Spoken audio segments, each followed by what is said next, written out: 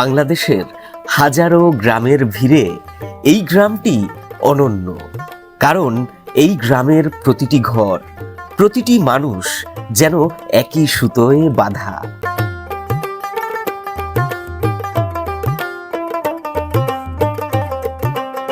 এখানে নেই কোনো অন্য জাতির বসবাস, একান্ত কোচ আদিবাসী সম্প্রদায়ের আপন ভুবন এটি।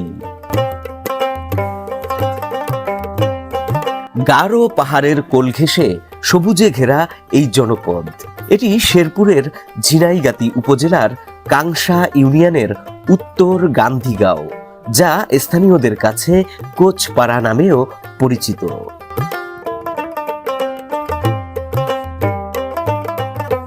প্রিয় বন্ধুরা, চলুন দেখে আসি কেমন কাটে এখানে কোচেদের দিনকাল, কিভাবে তারা ধরে রেখেছে তাদের পূর্বজদের সংস্কৃতি। চলুন আজ হারিয়ে যাই এই কোচপাড়ার মাটির গন্ধে।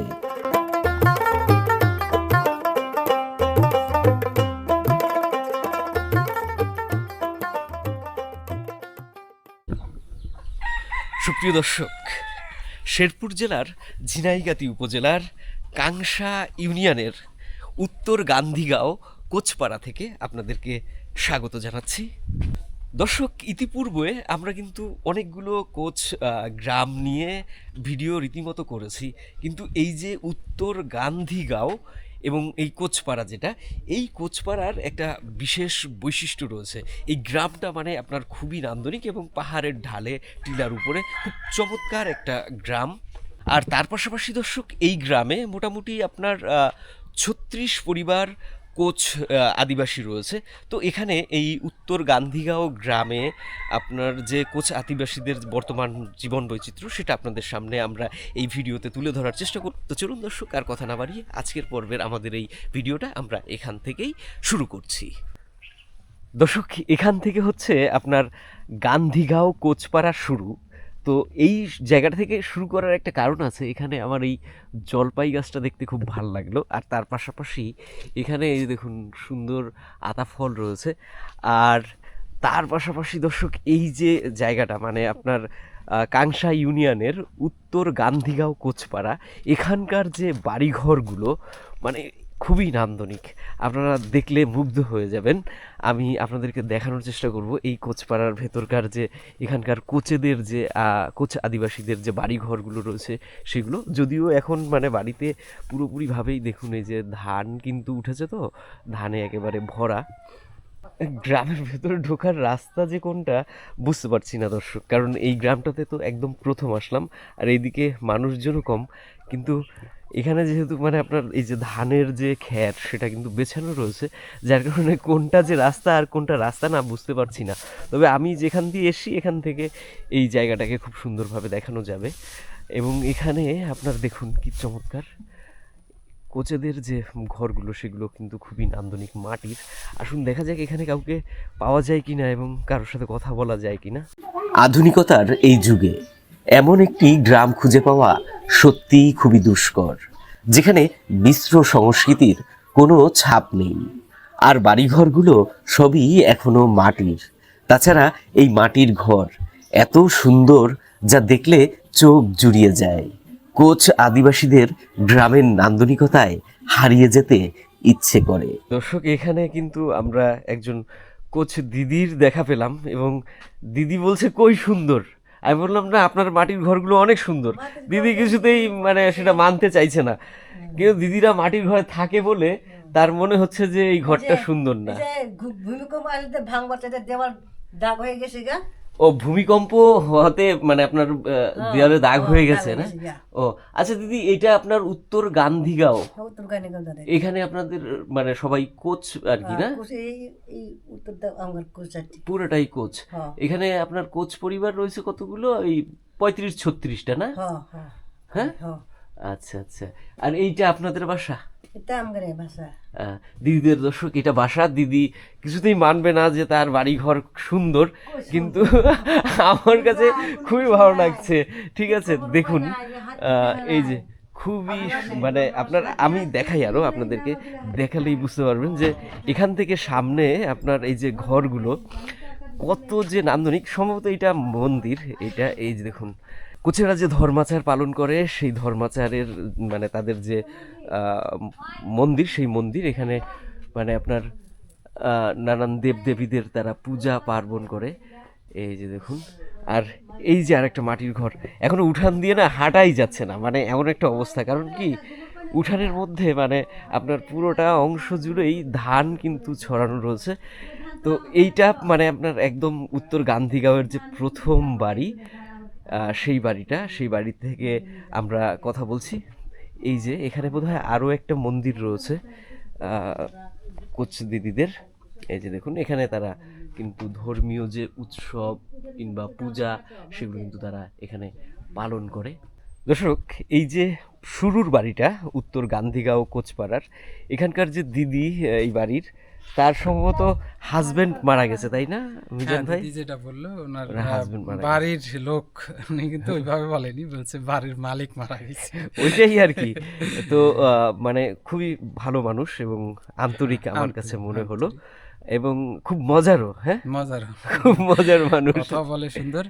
আর আমরা যেতগুলো আদিবাসী দেখছি, ওনাদের আসলে কোচ গারো বলেন, এদের সবারই আচরণগুলো অমায়িক হয়, এটা আমি মানে খুবই খেয়াল করি। আন্তরিক, তাই না? হ্যাঁ। দর্শক, এই যে গ্রামগুলো এই সীমান্তবর্তী পাহাড়ি জনপদে, এখানে এখন মানে আপনার এই যে বাওয়া যে ধান বলা হয়, সেই ধান কিন্তু উঠেছে। এখন বাড়ির উঠানগুলো একেবারে ধানে কিন্তু দেখা যায় ভরা। মানে এখন মানে দেখলে বোঝা যায় যে গ্রামের যে প্রকৃত সমৃদ্ধি, গ্রামের প্রকৃত যে একটা নান্দনিক রূপ সেটা। তো এইখানে দর্শক আমরা জেনেছি যে প্রায় 36টার মতো কোচ পরিবার রয়েছে এখানে। দেখুন এই যে এখানেও কিন্তু মাটির ঘর রয়েছে। তবে আরেকটা বিষয় আমি এই কোচপাড়ায় লক্ষ্য করেছি, এখানে কিন্তু অনেক মানে ঘর বাড়ি এখন আর আগের মতো মাটির নেই। তারা মানে আপনার পাকা ঘর তৈরি করেছে, বিল্ডিং। এ দেখুন এই যে মানে সম্ভবত এই পাড়ার যে কোচের রয়েছে তারা বেশ ধনী হয়ে গেছে। এই যে এক দিদি আসছে। দিদি, কি নিয়ে যাচ্ছেন ওগুলো? কি ওটা, কি বানিয়েছেন? আচার। ও আচ্ছা, দিদিদের বাড়ি ঘর আগের মতো আর মাটির নেই, ওই জন্য বলছি যে দিদিরা বোধহয় ধনী হয়ে গেছে অনেক। হ্যাঁ, অনেক অনেক টাকা পয়সা হয়ে গেছে আপনাদের নাকি?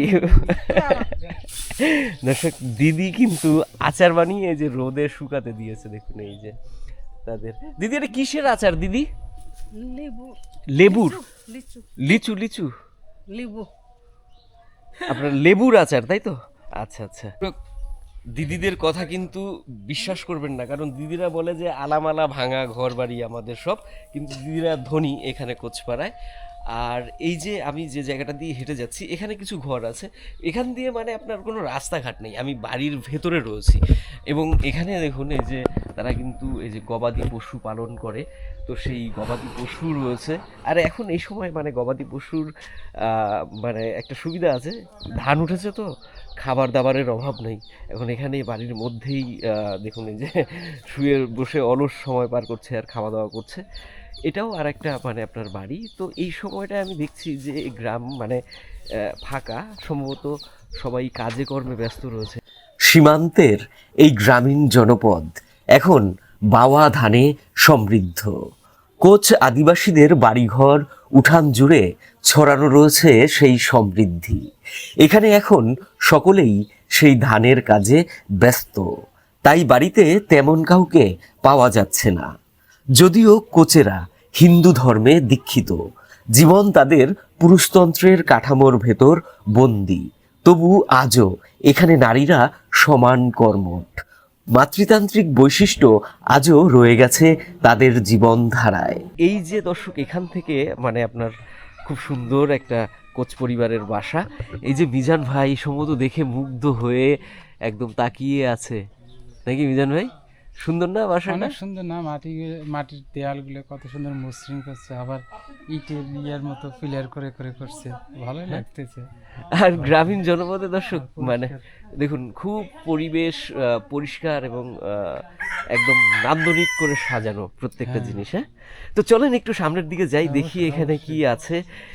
এবং এই বাড়ির ভেতরে আপনাদেরকে আর কি দেখাতে পারি, যদিও প্রত্যেকটা মানে আপনার আদিবাসী গ্রামই এরকমই সুন্দর, আমি বিশেষ করে নোটিশ করব না যে এইটাই একদম মানে আপনার অসাধারণ সুন্দর, কারণ আমরা যে কটা আদিবাসী গ্রামে গিয়েছি যাবৎকালে আপনারা দেখেছেন যে প্রত্যেকটা মানে গ্রামই কিন্তু খুবই সুন্দর, খুবই নান্দনিক।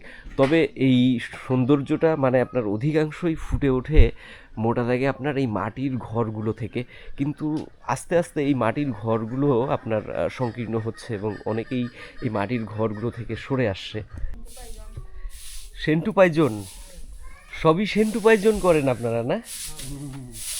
এইখানে দিদির অনেকগুলো কুকুরের বাচ্চা হয়েছে দেখা যায়, অনেকগুলো কুকুরের বাচ্চা হয়েছে দেখা যায়, অনেক সুন্দর সুন্দর বাচ্চা। কতগুলো দিদি?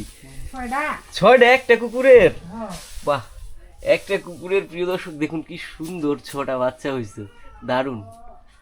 দিদি কিন্তু যত্ন করে এই বাচ্চাগুলোকে এখানে রেখেছে এবং জায়গাও করে দিয়েছে।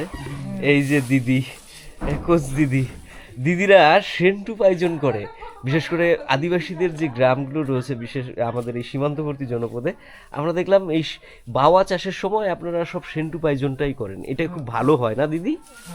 ফলন ভালো? আপনারা কতটা জমিতে করছিলেন? ফলন ভালো নাই এবার। এবার ফলন ভালো নাই? তো দিদি বলল দর্শক আপনার এবারে নাকি ধান কম হয়েছে, কি কারণে হয়েছে দিদি মানে আমি জিজ্ঞেস করার পরও সেই অর্থে মানে বিশেষ কিছু বলেনি। তো এখানে এক দাদা রয়েছে দেখলাম, দাদার সাথে একটু কথা বলে দেখি দাদা কি বলে। দাদা বাসা আপনার এটা? আচ্ছা আচ্ছা, ধান নাকি এবারে ভালো হয় নাই বললো আপনাদের? এটা কি কারণে দাদা ধানটা কম হইলো? ও মানে আপনার ভাইরাস ধরেছিল তাই তো, ওই জন্য আর কি ভালো হয় না। হ্যাঁ দর্শক, ধান তো দেখলামই, ধান কিন্তু মানে আপনার এবারে ওই যে বললো যে আপনার খুব একটা ভালো হয়নি দাদা, কিন্তু এই দিক থেকে যে রাস্তাটা গেছে এটা দিয়ে ভেতরে ঢোকা যাচ্ছে না, কারণ এটা শেষ বাড়ি এইখানকার। সম্ভবত ওই সাইড থেকে রাস্তা গেছে নাকি মিজান ভাই? ওই দিক থেকে রাস্তা গেছে, ওই দিক দিয়ে মানে গ্রামের আর বাকি অংশে যাওয়া লাগবে তাই তো? আমরা দর্শক যাব, তার আগে এখানে আর এক দিদির খুব সুন্দর একটা বাসা দেখছি এবং দিদি দেখছি কাজও করছে। দিদির সাথে একটু কথা বলে আসি। আমাদের নালিতা বাড়ি, আপনাদেরটা তো ঝিনাইগাতির মধ্যে পড়ছে তাই না? এটা কাংসা ইউনিয়ন তাই তো দিদি? আচ্ছা আচ্ছা। আর এইটা দর্শক দিদির বাসা, এই যে দিদিও বিল্ডিং বানিয়ে ফেলছে দেখুন, এই যে দিদিদের বাসা। কিন্তু এইখানে দর্শক একটা সুন্দর জিনিস আমি দেখলাম দিদির, এই যে দেখেন খুব সুন্দর একটা মানে আপনার এটা দিয়ে কিন্তু আপনার কাজ করে। এটা কি মাছ ধরার দিদি? এই যে দর্শক, এই কোচেদের কিন্তু ঐতিহ্যবাহী আপনার একটা মানে কি বলবো মাছ ধরার যন্ত্র, বাঁশের তৈরি। হ্যাঁ, এটা দিয়ে তারা মাছ ধরে। তো যেটা বলছিলাম, এই যে বললাম না এই গ্রামের কিন্তু অধিকাংশ বাড়িঘরই এখন মাটির ঘর থেকে শিফটিং করে আপনার যে বিল্ডিং হয়ে গেছে, আবার টিনের ঘরও রয়েছে। এর একটা কারণ আছে।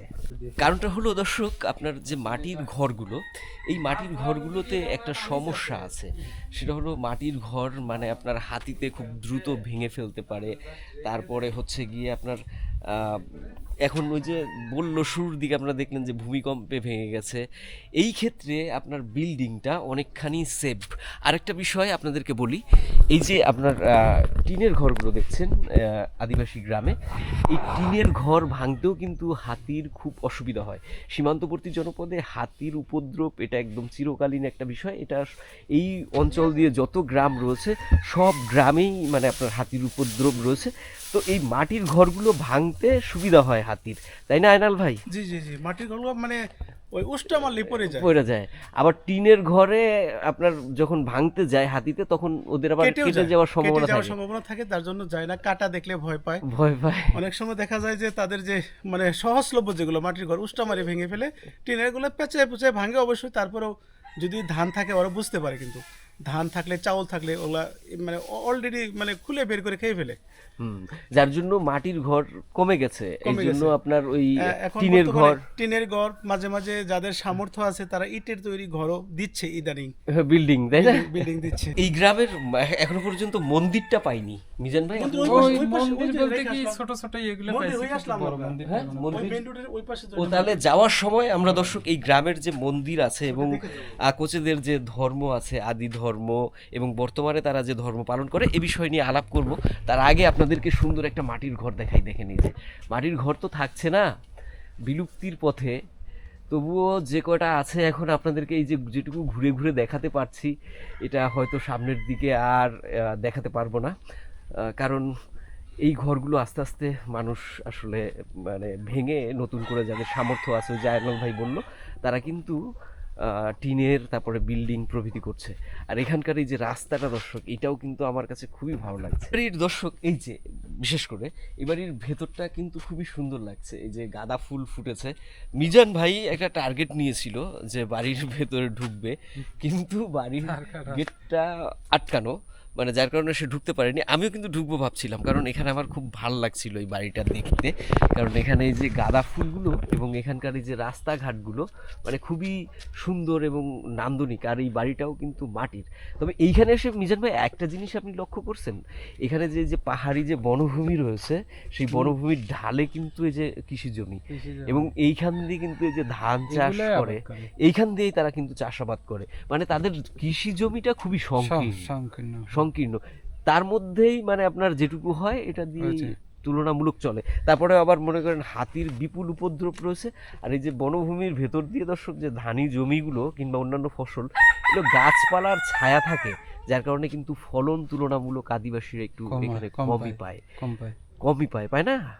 দর্শক আমরা মানে সামনে এগোই এবং কোচেদের যে মন্দিরটা রয়েছে সেই মন্দিরটা আপনাদেরকে দেখাবো, এবং এখানে আরও যে কোচ পরিবারগুলো রয়েছে তাদের যে ঘর বাড়ি এবং তাদের যে দৈনন্দিন জীবনের যে চিত্র, সেটা আমরা কিন্তু দেখাবো এই ভিডিওতে। থেকে দর্শক বেরোলাম, বেরিয়ে এই রাস্তা দিয়ে কিন্তু আমরা শুরুতে ঢুকেছিলাম, আপনাদেরকে যদিও সেটা দেখাইনি।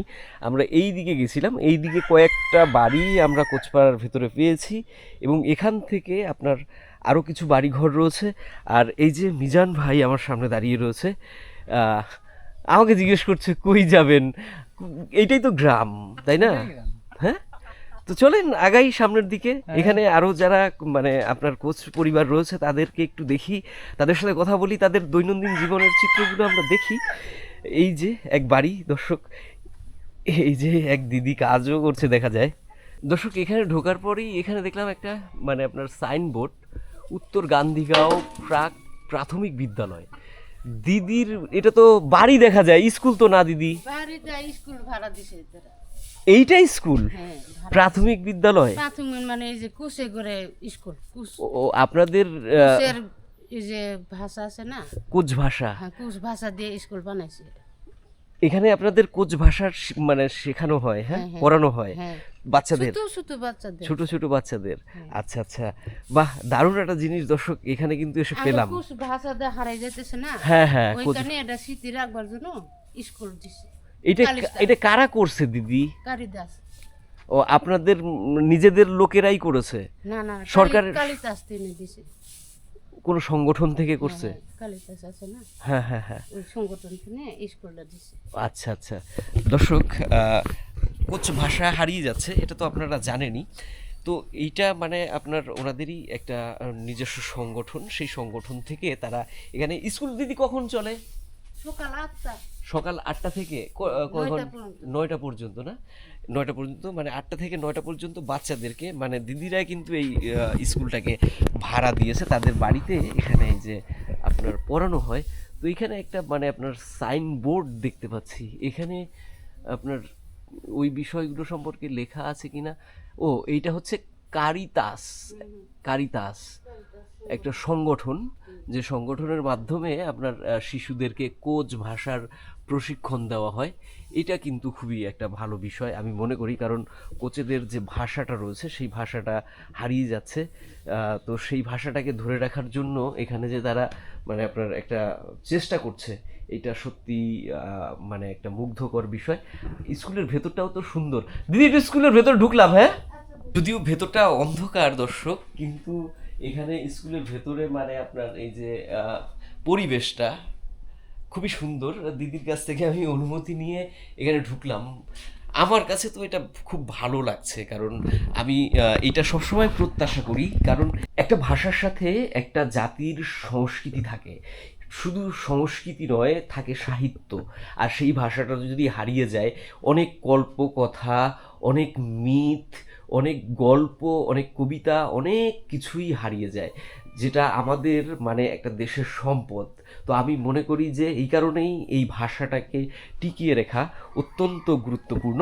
আর এই বাড়ির দিদি দর্শক এবারে বলছে যে তারা এবছর খুব ভালো আছে। দিদি, এবছর কিভাবে ভালো আছেন, কি কারণে ভালো আছেন একটু বলেন তো। আঙ্গের বন হাতি ক্ষতি করে নাই, এবারে বন্য হাতি আসে নাই, আসে নাই, মানে ধান মোটামুটি আপনারা পাইছেন? পাইছে। হ্যাঁ, এবার ভালো ধান ফসল তুলবে পাইছে। তুলবার পাইছেন। সেন্টু পাইজন? হ্যাঁ হ্যাঁ, শুনতে সেন্টু পাইজন না? আচ্ছা আচ্ছা। তো দিদির পরিবারে কয়জন আছে? 3 জন আমরা। 3 জন। একটা মেয়ে। আচ্ছা দিদি, আপনাদের যে আপনারা যারা কোচ রয়েছেন, আপনারা তো মানে এখানে যারা নারী আছে মানে আপনাদের মতন, তারাও তো দেখি প্রচুর কাজ করে, হো, হ্যাঁ? আমরা মানে আপনারা পুরুষ এবং নারী একদম একসাথে। একসাথেই কাজ করেন, হ্যাঁ? কিন্তু দিদি, আপনার ওই যে ইয়েরা আছে না, ওই যে গারোরা আছে না, ওদের মধ্যে যেমন আপনার বিয়ে হয়, মানে মেয়ের বাড়িতে কিন্তু জামাই আসে, না আমাদের মধ্যে না, আপনাদের মধ্যে ওরকম নাই না? না আমরা জামের মানে মেয়েদের মেয়ে বিয়ে জামাই দিই। বাড়িতে পাঠান আর হ্যাঁ, কি, পাঠাই। ওই মুসলমানরা যেরকম পাঠায় হ্যাঁ, হ্যাঁ, ওরকমই ওরকম, ওরকমই, হ্যাঁ। আনলে পরে আনে, কিন্তু আগে জামে আনেন। আগে জামাই আনে না, না? না। এখানে মানে কি মেয়ের নামে জমি জায়গা থাকে না, না ছেলের নামেই থাকে? না, জমি জমা ওই যে মা বাপ যদি খুশি করে দেয় মেয়ের পায়। নামে তালে পায়, আর হ্যাঁ। এমনি থাকে পুরোটা ছেলেদের হ্যাঁ, নামে, ছেলেদের। ছেলেরাই পায়। হুম। ওই জন্যই মানে জমির উপরে নির্ভর করেই মানে আর কি এই বিয়ে শাদির বিষয়গুলো, যে জামাই বাড়িতে মেয়ে আসলো, আর যেহেতু গারোদেরটা মানে আপনার না, ওরা- মেয়ের নামে জমি থাকে, আর ওরাই আলাদা, আমরাই আলাদা। আপনার আলাদা। আপনাদের ধর্ম হচ্ছে হিন্দু ধর্ম, সনাতন। সনাতন ধর্ম, যেটা ওইটা কি? দাদা মিলন চন্দ্র দাদা, মিলন চন্দ্র দাদা? এলাকার মনে করুন মানে মাই মাতব্বরের শ্রেণীতে দাদা ও, ভালো একটা মানুষ। এই দাদার বাসা? হ্যাঁ, দাদার বাসা এটা। আচ্ছা আচ্ছা আচ্ছা দাদা আচ্ছা। খুব ভালো মনের একটা মানুষ, দাদার সাথে কথা বললাম। হ্যাঁ। এই গরিবের বাসাহান কি করবে? সব ওই যে ছেলে মেয়েদেরকে পড়ালেখা করাবার যায় আর তো এখানে এই দাদার সাথে আয়নাল ভাই কথা বলুক। কথা বলতে বলতে আমরা একটুখানি দাদার বাসাটা দেখাই। এখানে মানে আপনার খুব সুন্দর এই যে বাসার ভেতরের যে পরিবেশটা রয়েছে, দেখুন খুবই আপনার শীতল এবং শান্ত। আর এখন প্রত্যেকটা বাড়িতেই এখানে ধানের যে আপনার কাজ সেটা কিন্তু চলছে। সবারই ধান একসাথে ওঠে, তো এই জন্য কাজটা পড়ে যায় একসাথে। দর্শক, এই যে দাদার বাসা এবং দিদি ওখানে ধান ঝাড়ছে দেখলাম। তো দিদিদেরও তো মাটির ঘরগুলো দেখা যায় যে আস্তে আস্তে তারা বাতিল করে দিচ্ছে, মানে মাটির ঘরগুলো বাদ দিয়ে তারা অধিকাংশই আপনার ওই যে টিনের ঘর রয়েছে সেই টিনের ঘরে তারা শিফটিং করছে। এই জন্য পথে আমি আগেই বলছি যে হাতিতে এসে আপনাদের এই এখানকার বাড়ি ঘরগুলো নষ্ট করে দেয়, তো যার জন্য তাদের এখানে এই মাটির বাড়ি ঘরগুলো রাখাটা খুব সমস্যা হয়ে গেছে। কিন্তু মাটির ঘরগুলো আসলে তাদের ঐতিহ্য, বিশেষ করে আদিবাসীদের এবং তাদের সংস্কৃতির একটা গুরুত্বপূর্ণ অংশ। এটা হারিয়ে গেলে একসময় গিয়ে আর হয়তো পাওয়া যাবে না। তো আপাজা, হ্যাঁ আপাজা মানে আপনি, হ্যাঁ আরো যদি বলেন করলে তুমি, তাহলে নাং। না হ্যাঁ, আপনি যদি বলেন আপনি কেমন আছেন, তাহলে আমাদের ভাষাটি হলো আপাজা বিটিং টংটো। বেতিং তং তো সুন্দর ভাষা, খুব সুন্দর সাদলীলা। দর্শক, ভাষা সম্পর্কে বলছিলাম আপনার কোচেদের। তো কোচেদের যে ভাষাটা, সেই ভাষাটাকে বলা হয় কোচকরক। কোচকরক। এই দাদা মানে এই বিষয়টা সম্পর্কে বেশ ভালো জানে দেখলাম। আমি অনেকেই জিজ্ঞেস করি, তারা আসলে এত কিছু বলতে পারে না। মানে অনেকে তো এখন আর ওইভাবে মানে আপনার ভাষাটাকে নিয়ে চর্চাও করে না। আর অধিকাংশই আপনার এই ভাষা কিন্তু হারিয়ে যাচ্ছে, তাই না? হারিয়ে যাচ্ছে না? হ্যাঁ। আপনাদের এই গ্রামের ভেতরে দেখলাম একটু চেষ্টা রয়েছে মানে ভাষাটাকে ধরে রাখা। আমরা এখনো পর্যন্ত আমরা নিজেরা কথা বললে ওই আমাদের কুচ ভাষাটি আমরা কথা বলি। কোচ ভাষাতেই হ্যাঁ কথা কোচ বলে? ভাষা দিয়ে আমরা এখনো আমরা যদি নিজেরা কথা বলি কোচ ভাষা দিয়ে কথা বলি। আমাদের ভাষা তো অনেক সুন্দর। আমাদের ভাষাটা এমন ওদের মতো চায়নাও যায়, কিছু ইংরেজিও যায়, এরকম মানে অনেক ভাষা। চায়না ভাষার মতো ইংলিশ ভাষার মতো কিছু তো ভাষাগুলো আমাদের টিং টিং টং টং এরকম লাগে না। দাদা, গারোদের ভেতরে দেখেছি তারা কিন্তু তাদের ভাষা নিয়ে অনেক চেষ্টা করে আপনার, তারা কিন্তু ভাষা ধরে রাখে। তারা ভাষা ধরে রাখে, এমনকি তারা শহরে গেলেও যদি পাশাপাশি কথা বলে যায় যে কেউ তাদের নিজেরা হলে তাদের ভাষাটা তারা বলেই যায়। হ্যাঁ, বলেই কিন্তু যায়। আমরা নিজেদের ভাষা বলতে কুছেরা লজ্জা পায়, হ্যাঁ। লজ্জা বোধ করে। এটা নিজের ভাষা বলতে কিসের লজ্জা? ওটাই তো। আর নিজের ভাষাটা তো গুরুত্বপূর্ণ। গুরুত্বপূর্ণ, এটা ধরে রাখতে হবে। হ্যাঁ। আমরা যদি এখন যদি ওইভাবে নাম ধরে না রাখি, আমরা যদি না বলি, তাহলে পরবর্তী- কালচার না করি, তাহলে তো প্রজন্ম তো জানবে না। হ্যাঁ, আর পরবর্তী প্রজন্মের কাছে থাকবেও না কিছু। এই জন্য এখন আমাদের মিটিং সেমিনার হইলে এই কুচ ভাষাটা নিয়ে আমরা এখন কথা বলি আর কি আমাদের। ইয়ে। না, এটা খুব ভালো লাগলো দাদা। আপনারা যেন ভাতকে কি বলেন দাদা? এই যে কোচ ভাতকে ভাষা? বলি মাই। মাইন। হ্যাঁ আচ্ছা। মাই। আর তুমি কেমন আছো এটা? এই যে তা তুমি কেমন আছো? নাং বিতিং টং তো। নাং বিতিং টং তো। হ্যাঁ, তুমি কইলে নাং। হ্যাঁ। আর যদি বলেন কইলে আপনি, হ্যাঁ। তাহলে আপাজা। আচ্ছা আচ্ছা আচ্ছা। এটা সম্বোধন করে একটা, আর এই যে এইভাবে কথা বলা আগে। বাহ, খুব সুন্দর দাদা, খুব ভালো লাগলো। ভালো থাকবেন দাদা। হ্যাঁ। আচ্ছা দাদা। নাং বিচিং টংট্রো, এটা আমাকে ওই কোচ দাদা শেখালো। আমি জানি না আপনাদেরকে কতটা বলতে পারলাম। তো যাই হোক, মিজান ভাই, আমার হয়েছে কিনা একটু একটু বলি। না, হ্যাঁ? না, হয়েছে, হয়েছে। নাং বিচিং টংট্রো এটা মানে না কি কইলে ভুলে গেলাম। মানে হচ্ছে তুমি কেমন আছো। কেমন নাং মিসিং তন্ত্র। বিচিং টংট্রো না, হাসি না, মানে শিখলাম আর কি। এখন না, জানি না ভাষাটা, ঠিক মতো। হাসি এটা যত থাকবে আমরা চাই ভাষাটা থাক। হ্যাঁ, তো দর্শক, আমরা কিন্তু গ্রামের থেকে প্রায় বেরিয়ে গেছি, কারণ ওই দাদার বাড়ি এখানে। এখান থেকে বেরিয়ে দেখি যে সামনে কিন্তু গ্রাম এই পর্যন্তই, মানে কোচপাড়া। তো এখানে দর্শক আপনার ওই মন্দির আছে, তাই না? হ্যাঁ, মন্দিরটার সামনে আমরা ওইটা দেখাই। চলেন মন্দিরটা দেখি আপনার কোচেদের। হ্যাঁ দর্শক, এই যে এখানে আপনার এই যে পাহাড়ি বনভূমি, এই বনভূমির ভেতরেই মানে আপনার এই গজারি বাগান, এর ভেতরে মন্দির নাকি আয়নাল ভাই? হ্যাঁ মন্দির ওই যে সামনে। ওইটা? হ্যাঁ ওইটার সামনে মন্দির, আমরা মন্দিরে যাচ্ছি এখন। হ্যাঁ, চলে আপনাদেরকে কোচেদের যে মন্দিরটা এটা একটু দেখাই। মন্দিরে এসে দর্শক আমার কিন্তু মানে দারুণ ভালো লাগছে। এখানকার যে মন্দিরের পরিবেশ দেখুন, চতুর্দিক থেকে আপনার গজারি বাগান, আর এখান থেকে এই যে মানে আপনার পাহাড়ি বনভূমি, একদম নিবিড় বনভূমি, ঘন বনভূমি চলে গেছে। তো এখানে মানে আপনার এই যে মন্দির, এখানে মানে আনুষ্ঠানিকতা যখন থাকে তখন এই জায়গাগুলো আমার মনে হয় যে সাজানো হয়, ডেকোরেট করা হয়, এখানে খাবার দাবারের ব্যবস্থা করা হয়। আমি এই দিকটায় আসলাম, তার কারণ হচ্ছে এখান থেকে যে মানে আপনার দৃশ্যটা দেখা যাচ্ছে, দেখুন খুবই সুন্দর। মানে গারো পাহাড়, যে সেই গারো পাহাড়ের যে দৃশ্য সেটা সত্যি অসাধারণ। এই দেখুন কি অপরূপ এই পাহাড়ের প্রকৃতি, এবং তার ভেতরে কিন্তু এখানে এই যে কোচেদের মন্দির। আর এখান থেকে কিন্তু একটা মানে আপনার ঝর্ণার মতো, পাহাড়ি ঝর্ণার মতো নেমে আসছে। এই যে দেখুন, খুবই সুন্দর দৃশ্য। সত্যি কথা বলতে দর্শক, কোচেদের যে মানে ধর্ম, সেই ধর্ম নিয়ে এখন যদি আমি বিশেষ কিছু বলতে যাই, তাহলে সেটা মানে আপনার অনেকখানি কি বলবো, এই বহুল ব্যবহৃত কথাবার্তা আর কি হয়ে যাবে, এরকম একটা বিষয়।